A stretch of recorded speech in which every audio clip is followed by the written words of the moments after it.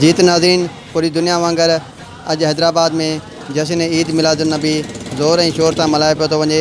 अॼु मंझंदि 2 वॻे जश्न ईद मिलादुन्नबी रैली नसीम नगर चौक खां थींदे Alamdar Chowk, happy home, Gulistan Sajjad, Bhitai town, Marvi town, main Qasimabad मां थींदे नसीम नगर चौक ते रैली पहुती आहे।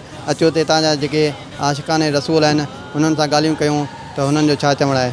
सभिनी अहले मुस्लमाननि खे अॼु जश्न ईद मिलाद नबी जी मुबारक हुजे। हीअ असांजे लाइ तमामु वॾो ईद जो ॾींहुं आहे जेको असां हर साल मल्हाईंदा आहियूं। हीउ महीनो असांजे नबीअ जी आमद जो महीनो आहे। हीउ क़यामत ताईं आबाद रहंदो, क़यामत ताईं इंशाअल्लाह ख़ुशियूं रहंदियूं।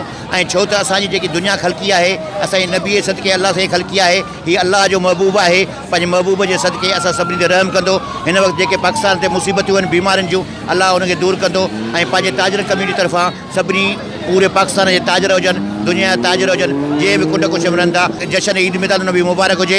ऐं इंशाअल्लाह ताला सभिनी खे तव्हांखे हिकिड़ो ई अर्ज़ु कंदुसि त असांजे महबूब सां जेको मोहबत करे थो उन सां असांजी मोहबत आहे। अॼु आका जे विलादत जो ॾींहुं दुनिया में सभ खां वधीक जेकॾहिं का वॾी ईद आहे वो मिलाद मुस्तफ़ा सल्लल्लाहु अलैहि वसल्लम आहे। आका जे मिलाद मल्हाइण जो मक़सदु इहो आहे त असां आका जे सीरत ते अमल कयूं, आका जे फरमूदा ते अमल कयूं। ऐं पाकिस्तान जॾहिं इस्लाम जे नाले ते ठहियो आहे त पोइ पाकिस्तान में अक़लियत जो बि तहफ़ुज़ कयूं, उन्हनि खे बि हक़ ॾियूं। लेकिन जेको गुस्ताख़ रसूल आहे या जेको नामूस रिसालत जे लाइ, नामूस रिसालत जे तहफ़ुज़ लाइ कोशिशि नथो करे या नामूस रिसालत जे आका जे बेअदबी थो करे, उन लाइ अॼु असां हीअ रैलीअ जो पैगाम आहे त बाबा नामूस रिसालत ते समझोतो न थींदो। जिते रेड लाइन आहे को रेड लाइन जेको क्रॉस कंदो त पोइ उन सां जंग आहे। साहबा जी अज़मत, आका जी अज़मत लाइ मुस्लमान जी जान जो नज़रानो छॾण लाइ तयारु आहियूं, पर इहा बर्दाश्त करण लाइ तयारु न आहियूं। मां हुकूमत पाकिस्तान खां मुतालबो कंदुसि, वज़ीर ख़ारजा खे इहा बि ख़बर कान्हे त बाबा असांजो सफ़ीर फ्रांस में आहे या न आहे। उहो 3 महीननि खां वठी फ्रांस में कोन्हे। हीअ चओ त फ्रांस मां घुराईंदासीं।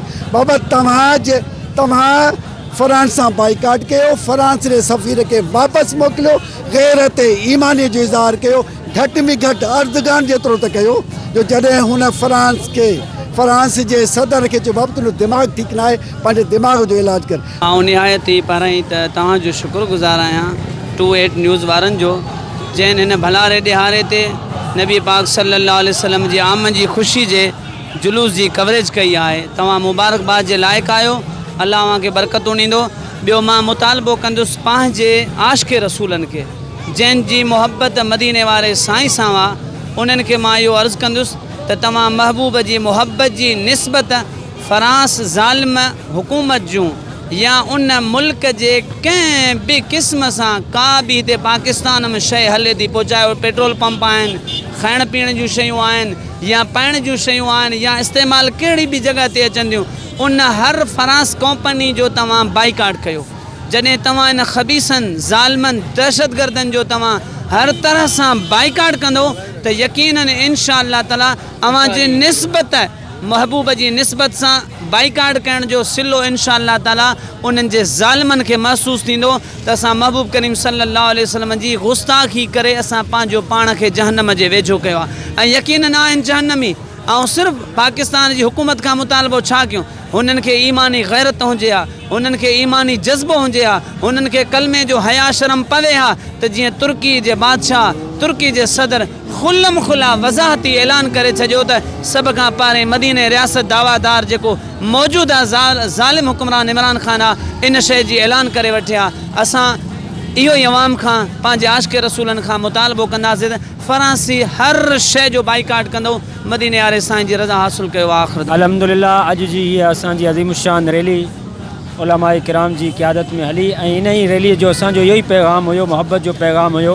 लेकिन इन सां गॾोगॾु हीअ जेका असांजी रैली हुई मुफ्ती आज़म पाकिस्तान मुफ्ती मुनीबुर रहमान जे हुक्म मुताबिक़ त हीअ तहफ़ुज़ नामूस रिसालत जूं रैलियूं तमामु पाकिस्तान पूरे पाकिस्तान में हुयूं। फ्रांस जेका नबी करीम सल्लल्लाहु अलैहि वसल्लम जी तौहीन कई आहे, असां उशाकान रसूल जे तरफ़ां, कासिमाबाद जे तरफ़ां, हैदराबाद वारनि जे तरफ़ां इहो हुकूमत खां मुतालबो आहे त जल्द अज़ जल्द इन जो जवाबु जेको आहे सो अमली तौर ते ॾिनो वञे। अल्लाह ताला जा लखी किरण एहसान।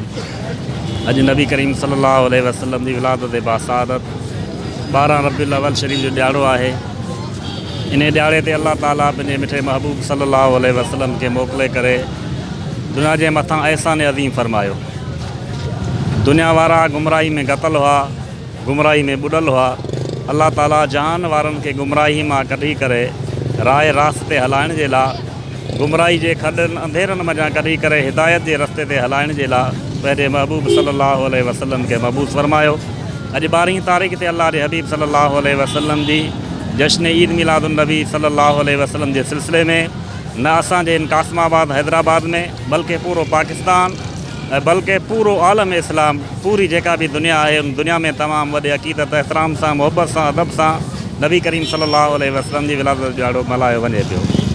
असांखे अॼु जो जेको नबी करीम सल्लल्लाहु अलैहि वसल्लम जी जश्न ईद मिलादुन नबी सल्लल्लाहु अलैहि वसल्लम जी विलादत जो ॾाढो इहो असांखे दर्स ॾिए थो त अल्लाह तबारक व ताला जी बंदगी कई वञे, उन अल्लाह ताला जे अॻियां झुकियो वञे ऐं जेके भी दुनिया में ॿियूं गैर ऐं ग़लति तरीक़े सां जेके रस्मूं रीतूं रवाज हली रहिया आहिनि उन्हनि खे ख़तमु करे हिदायत जे रस्ते ते हलणु घुरिजे। अल्हम्दुलिल्लाह मिलाद नबी मल्हाए तमामु घणो ख़ुशि आहियूं ऐं आलम इस्लाम बि ख़ुशी मल्हाए रहियो आहे। असां मिलाद से सदक़े में दुआ था घुरूं, रब करीम मुल्क पाकिस्तान के कोरोना खां मिलाद मुस्तफ़ा जे सदक़े निजात अता फ़रमाए, रब्बुल आलमीन सिंध के निजात अता फ़रमाए, खुदा जी ज़ात बाबरकात कासमाबाद के निजात अता फ़रमाए, रब्बुल आलमीन सभिनी खे निजात अता फ़रमाए। मिलाद मुस्तफ़ा मल्हाइण हर मुसलमान ते फ़र्ज़ु आहे। ऐं मीडिया जे दोस्तनि खे बि मुबारकबाद ॾियां थो जन असांखे कवरेज ॾिनी।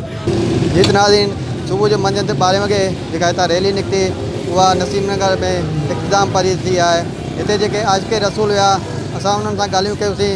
उन्हनि जो इहो चवणु आहे त जेका अॼु को ॾींहुं आहे असांजे लाइ इंतिहाई अहम ॾींहुं आहे। अॼु असांजे नबी जी पैदाइश आहे। असां पंहिंजी ख़ुशी ख़ातिर रैली में शरीक थिया आहियूं। उन खां अलावा हिननि जो इहो चवणु आहे जेके फ्रांस गुस्ताखाना अमल जेको कयो आहे असां उहो हरगिज़ बर्दाश्त कोन कंदासीं। कहिड़ी बि हालत में हुजे असां पंहिंजी जान बि ॾियण लाइ तयारु आहियूं, पर असां नबी साईं जे गुस्ताख खे बर्दाश्त कोन कंदासीं। कैमरामैन लाला हसीन पालाइट सां गॾु महबूब जमाली, 28 न्यूज़, हैदराबाद।